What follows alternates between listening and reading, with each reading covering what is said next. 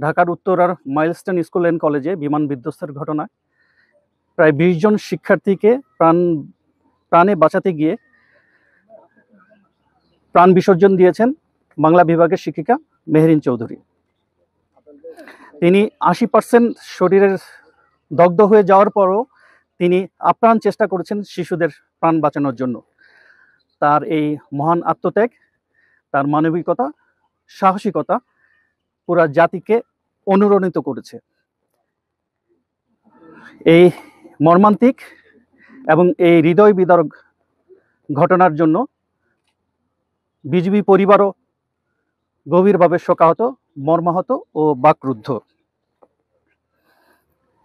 বিবেকের ডাকে সাড়া দিয়ে বিজিবি পরিচালিত বিভিন্ন স্কুল কলেজের শিক্ষার্থীদেরকে নিয়ে, স্কুল কলেজের শিক্ষক শিক্ষিকাবৃন্দকে নিয়ে এবং আমরা বিজিবি সদস্যরা আজ এখানে উপস্থিত হয়েছি এই মহান মহিষী শিক্ষিকার সমাধিতে শ্রদ্ধা নিবেদন করার জন্য।